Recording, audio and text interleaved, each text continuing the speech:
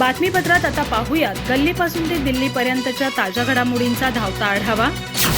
2014च्या आधी महाराष्ट्रातील एक नेते अनेक वेळा राज्याचे कृषी मंत्री राहून गेले, मात्र त्या काळात शेतकऱ्यांचे मोठे हाल होते। शेतकऱ्यांसाठी कुठलीच योजना काम करत नव्हती। शेतकऱ्यांना अनेकदा हेलपाटे मारावे लागत होते। महाराष्ट्रातील शेतकऱ्यांचं नाव फक्त राजकारणासाठी वापरलं गेलं, मात्र 2014 नंतर हे चित्र बदललं गेलं। आपल्या सरकारने शेतकऱ्यांच्या सशक्तीकरणासाठी काम केलं असं सांगत देशाचे पंतप्रधान नरेंद्र मोदी यांनी राज्याचे उपमुख्यमंत्री अजित पवार यांच्या समोरच राष्ट्रवादीचे नेते शरद पवार यांच्यावर टीकास्त्र सोडलं। आज पंतप्रधान नरेंद्र मोदी अहमदनगरच्या शिर्डी दौऱ्यावर होते। यावेळी शिर्डीजवळील काकडी गावात सार्वजनिक सभा आयोजित करण्यात आली होती। यावेळी ते बोलत होते। यावेळी त्यांनी शरद पवार यांच्यावर अजित पवार यांच्या समोरच टीका केल्याचं दिसून आलं। मोदी म्हणाले की महाराष्ट्रातील एक नेते अनेक वर्ष केंद्र सरकारमध्ये कृषी मंत्री म्हणून काम करत होते। व्यक्तिगतरित्या मी त्यांचा सन्मान करतो, मात्र 7 वर्षाच्या आपल्या कार्यकाळात त्यांनी देशभरातल्या शेतकऱ्यांकडून 3.5 लाख कोटी MSP वर धान्य खरेदी केलं, परंतु आपल्या सरकारने 7 वर्षात 3.5 लाख कोटी रुपयांच्या MSP वर धान्य खरेदी केल्याचं नरेंद्र मोदी यांनी यावेळी सांगितलं। पंतप्रधान नरेंद्र मोदी यांनी सुरुवात मराठीतून करत शिर्डीच्या या पावन भूमीला माझे कोटी कोटी नमन असं म्हणत भाषणाला सुरुवात केली। मोदी यावेळी म्हणाले की 5 वर्षापूर्वी या पवित्र मंदिराला 100 वर्ष पूर्ण झाले होते। त्यावेळी मला दर्शनाची संधी मिळाली होती।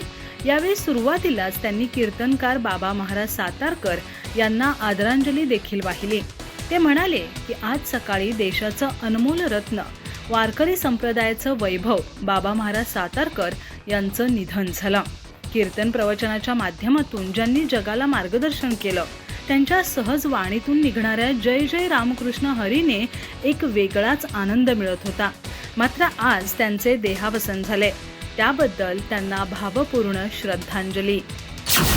महाराष्ट्रातील ज्येष्ठ कीर्तनकार हरिभक्त पारायण बाबा महाराज सातारकर यांचं आज निधन झालं। ते 89 वर्षाचे होते। नवी मुंबईतील नेरूळ इथं त्यांनी अखेरचा श्वास घेतला।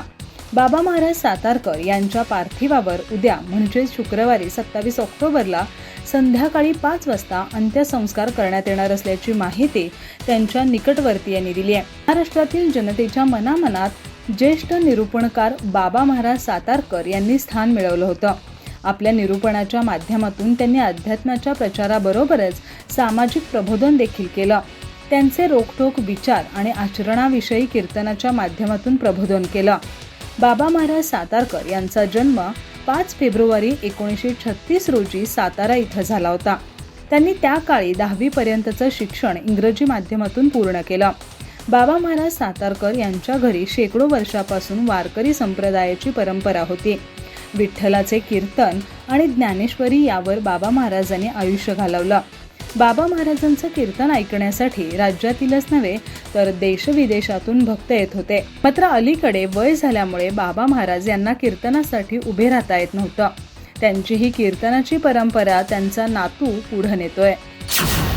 महाराष्ट्राच्या दौऱ्यावर आलेल्या पंतप्रधान नरेंद्र मोदी यांनी अंतरवाली सराटीत जाऊन मराठा आरक्षणासाठी आमरण उपोषण करणाऱ्या मनोज जरांगे पाटील यांची भेट घ्यावी आणि मराठा आरक्षणाचा वाद सोडवावा अशी मागणी शिवसेनेच्या ठाकरे गटाचे नेते उद्धव ठाकरे यांनी केली आहे। ठाकरे यांच्या मागणीवर सत्ताधारी भाजपने अद्याप प्रतिक्रिया दिली नाही। पंतप्रधान नरेंद्र मोदी यांच्या हस्ते आज अहमदनगर जिल्ह्यातील निळवंडे धरणाच्या डाव्या कालव्याचं लोकार्पण झालं। त्यांच्या या दौऱ्याच्या पार्श्वभूमीवर उद्धव ठाकरे यांनी त्यांना मराठा आरक्षणासाठी आमरण उपोषण करणाऱ्या मनोज जरांगे यांची भेट घेण्याची विनंती केली। ते मातोश्रीवर झालेल्या पक्षप्रवेशाच्या कार्यक्रमात बोलत होते। यावेळी त्यांना ठाकरे गटात होणाऱ्या इनकमिंग विषयी छेडण्यात आलं असता त्यांनी सध्या राजकारणाचा खेळखंडोबा झाल्याचं स्पष्ट केलं।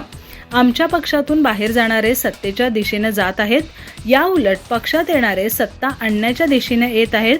काल एकनाथ पवार भाजपातून आले, आज चंगेज खान आले, येत्या काही दिवसात आणखी काही जण येतील। राजकारणाचा झालेला खेळखंडोबा कुणालाही पटत नसल्यामुळेच हे सर्वजण येत आहेत असं उद्धव ठाकरे यांनी म्हटलंय। गुणरत्न सदावर्ते यांच्या गाड्यांची तोडफोड करणाऱ्या मराठा आंदोलकांनी सदावर्ते यांना संपवायलाच पाहिजे होतं असं प्रक्षोभक विधान शिवसेनेच्या सत्ताधारी शिंदे गटाचे आमदार संजय गायकवाड यांनी केले। मराठा आरक्षणासाठी मनोज जरांगे पाटील जालन्याच्या अंतरवाली सराटीत आमरण उपोषणाला बसलेत. या उपोषणामुळे अवघ्या राज्याचं राजकारण तापलंय. या आंदोलनावर सरकार दरबारी विविध उपाययोजना केल्या जात असताना मुंबईत वकील गुणरत्न सदावर्ते यांच्या गाड्यांची तोडफोड करण्याची घटना घडली आहे. या पार्श्वभूमीवर संजय गायकवाड यांनी गुणरत्न सदावर्ते यांना संपवण्याची भाषा केली आहे. गुणरत्न सदावर्ते यांच्या नालायकपणामुळेच महाराष्ट्रातील गोरगरीब मराठ्यांच्या तोंडातील आरक्षणाचा घास हिरावला गेलाय. त्यांनी मराठा आरक्षणाविरोधात प्रखरतेनं कोर्टात बाजू मांडली तेव्हा ते सुडाने पेटले होते.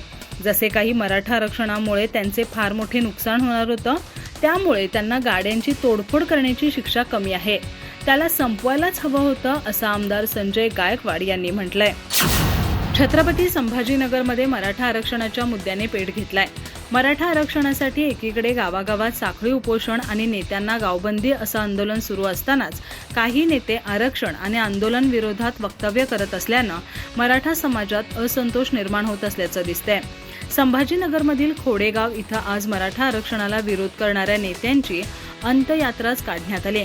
खोडेगाव ग्रामस्थांनी नारायण राणे, छगन भुजबळ, गुणरत्न सदावर्ते, रामदास कदम यांची अंत्ययात्रा काढली. गावातील शेकडो नागरिक या अंत्ययात्रेत सहभागी झाले होते. यावेळी काही ग्रामस्थांनी या नेत्यांविरोधात जोरदार घोषणाबाजी केली, तसंच त्यांच्या नावाने बोंबही ठोकली. मराठा समाजाला आरक्षण मिळावं यासाठी मनोज जरांगे यांनी उभा केलेल्या लढ्याला गावागावातून प्रतिसाद मिळतोय. मनोज जरांगे यांनी केलेल्या आवाहनानुसार खोडेगाव गावामध्ये सर्व नेत्यांना गावबंदी करण्यात आली आहे. तसंच जर कुणाला आंदोलनाला पाठिंबा द्यायचा असेल तर राजीनामा देऊन मगच आंदोलनात सहभागी व्हावं असा ठराव सर्व ग्रामस्थांनी एकमतानं घेतलाय. शिवसेनेत बंड करणाऱ्या एकनाथ शिंदे यांच्यासह 16 आमदारांवर अजूनही अपात्रतेची टांगती तलवार आहे. या अपात्रते प्रकरणी आज विधानसभा अध्यक्ष राहुल नार्वेकर यांच्यासमोर महत्त्वाची सुनावणी होणार आहे. मागील सुनावणी सर्वोच्च न्यायालयात सुरू असलेल्या खटल्यात देण्यात आलेली कागदपत्रे आपल्यापुढे सादर करा अशा सूचना राहुल नार्वेकर यांनी दिल्या होत्या. त्यासाठी दिलेली 25 ऑक्टोबरची मुदत बुधवारी सायंकाळी संपली.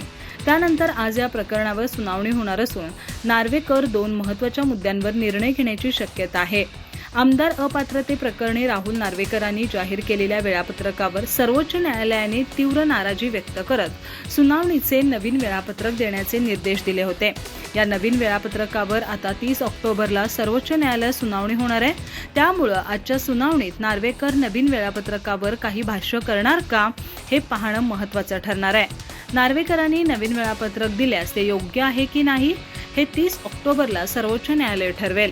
हे वेळापत्रक योग्य ठरल्यास त्यानुसारच पुढील सुनावणी विधानसभा अध्यक्षांकडे होणार असल्याची माहिती आहे. इस्रायल आणि हमास यांच्यात सुरू असलेल्या युद्धाचा आज 20वा दिवस आहे. इस्रायली सैन्याने गाझामधील सुमारे 250 ठिकाणी हल्ले केलेत. या दरम्यान त्यांनी हमासचे तळ, कमांड सेंटर, बोगदे आणि रॉकेट लॉन्चर यांना लक्ष्य केले.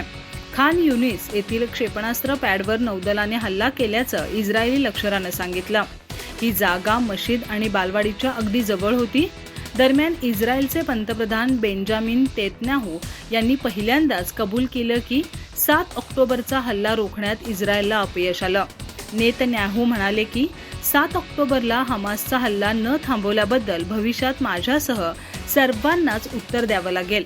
त्याचवेळी इस्रायली लष्कराने सांगितले की बुधवारी रात्री रणगाड्यांसह उत्तर गाझामध्ये प्रवेश केला.